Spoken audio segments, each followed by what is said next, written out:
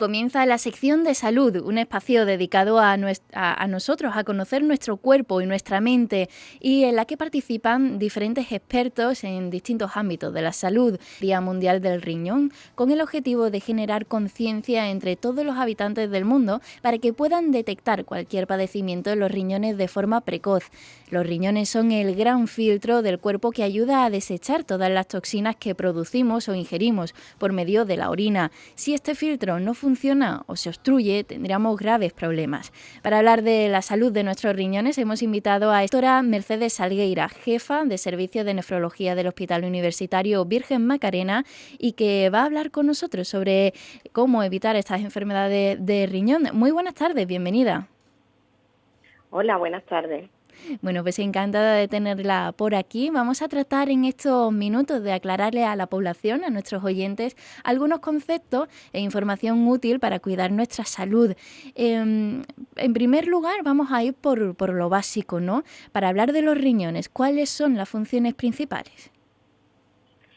Bien, pues todos sabemos y como acabas de comentar, son el órgano en el que se produce la orina. Y eso, la función fundamental que tenemos ahí es mantener el equilibrio interno del organismo, porque elimina sustancias de desecho, sustancias que nos son perjudiciales y mantiene el equilibrio del medio interno con unos controles muy estrechos de iones, de equilibrio ácido-base, y que es fundamental para que se desarrollen el resto de funciones vitales. Uh-huh. Pero además los riñones modulan muchas otras funciones metabólicas que son fundamentales también. Por ejemplo, en los riñones se sintetiza eritropoyetina, que nos ayuda a controlar el nivel de glóbulos rojos en función de las necesidades de cada uno.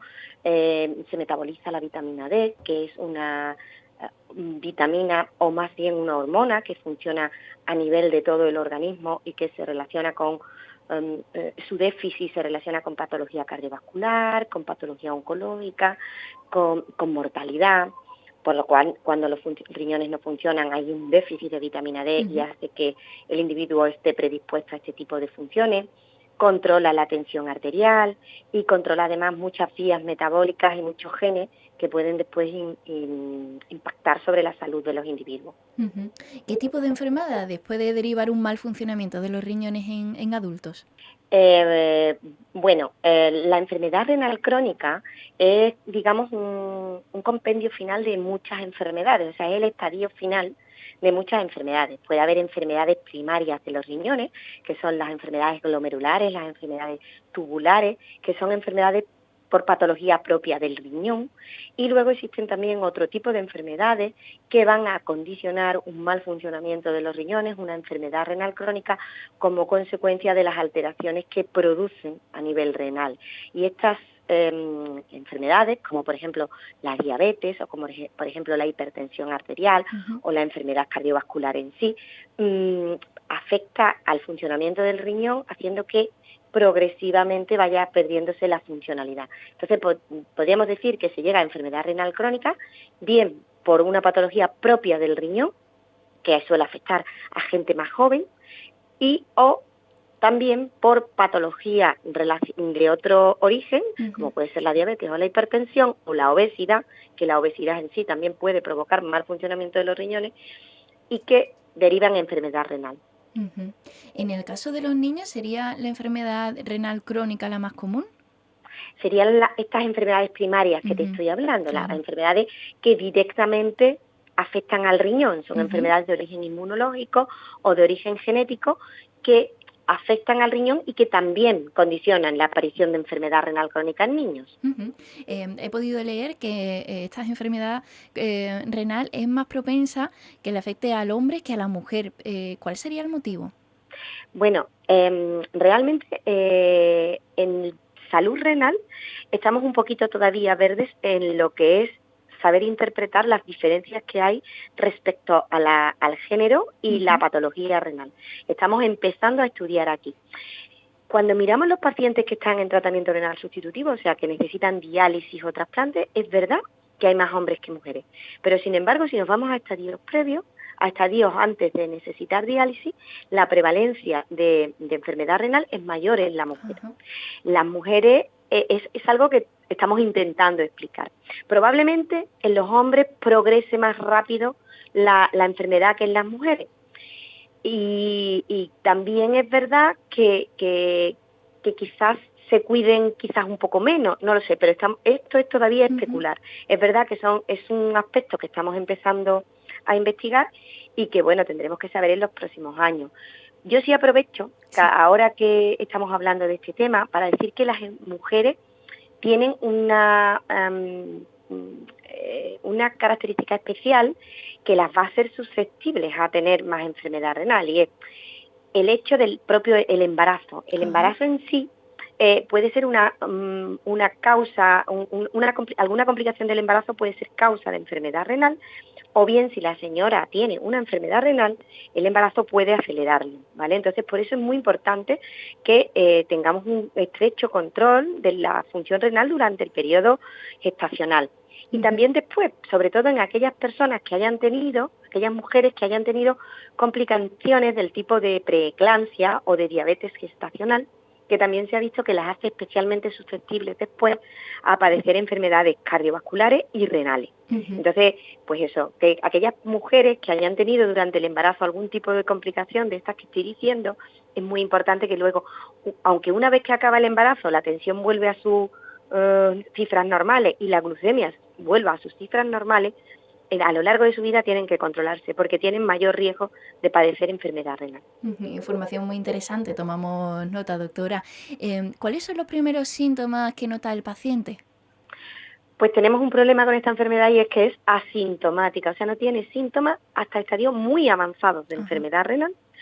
Y además cuando empiezan los síntomas son muy anodinos, porque son cansancio, que puede tener relación con que el paciente tenga anemia, es que aparezca hipertensión o que se descontrole una hipertensión que ya parecía previa, es falta de concentración, es que a lo mejor orina más, una orina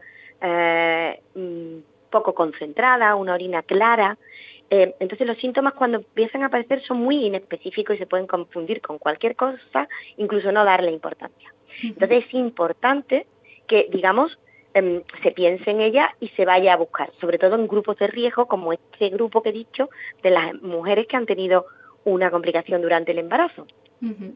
Vale, también aprovecho para compartir una duda de uno de nuestros oyentes, porque esta sección la venimos haciendo ya desde la temporada pasada y tuvimos la oportunidad de hablar con la jefa de servicio de onconefrología y había una duda que se nos quedó detrás, entonces por si tiene la posibilidad de resolverla este oyente, que nos preguntaba cuáles son las pruebas más eficaces para una detección y tratamiento a tiempo, ya que en algunos casos el exceso de pruebas médicas, dice, protocolo y lista de espera desde el de cabecera hasta el especialista, hace que se llegue tarde a su detección.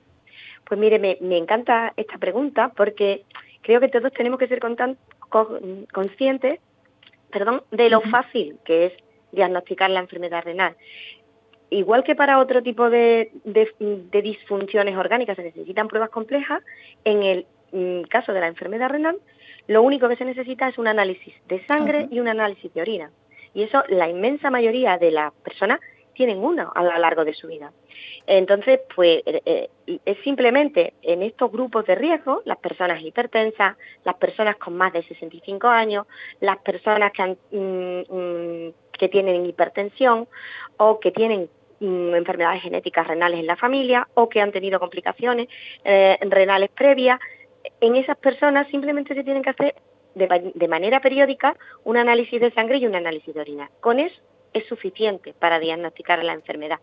Y comentaba también hace poco que igual que, por ejemplo, se hacen screening de cáncer de mama o de cáncer de colon y que son fácilmente realizables, aquí sería también muy fácil identificar a los pacientes de riesgo y hacer esa prueba de manera sistemática, que es simplemente, como le digo, un análisis de sangre y un análisis de orina.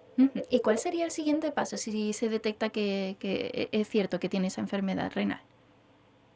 Pues, en principio, dependiendo del estadio en que se encuentre, las actuaciones son diferentes. La mayoría de ellas van dirigidas a evitar la progresión de la enfermedad, ¿vale? Entonces, ¿esto cómo lo hacemos? Pues si se trata de un paciente, los pacientes más frecuentemente nos encontramos son pacientes con enfermedad renal secundaria, pues a diabetes, a hipertensión, a obesidad. Pues lo primero que habría que hacer sería controlar muy bien esos factores de progresión de enfermedad, controlar el nivel de glucosa, controlar el nivel de presión arterial, evitar la obesidad, hacer una vida saludable y mantenerse en forma. Y luego, pues en el caso en el que esté, digamos, en un punto un poquito más avanzado, en que ya exista a lo mejor alteraciones en la orina, pues estarían indicados iniciar tratamientos que afortunadamente cada vez tenemos un mayor arsenal terapéutico para empezar a tratar esta enfermedad y enlentecerla o incluso frenarla definitivamente. Entonces, pues por eso es importante, porque cuanto antes empecemos con estos tratamientos, mayor efecto vamos a conseguir. Bueno, quiero recordar lo que antes he mencionado, doctora, sobre la prevención o sobre los cribados, ¿no? Sobre todo esas personas que pueden padecer esta enfermedad, pues como ya había dicho, tiene diabetes o ha tenido problemas en el embarazo, ¿no? Y demás. Hace poco estuvimos con la Asociación Española contra el Cáncer y también hacía mucho hincapié en esos test de cribado, ¿no? Y me parece muy interesante e importante que también se le dé pues esa voz también a las enfermedades renales y a la importancia de evitarlas, ¿no? O de hacer ese análisis precoz.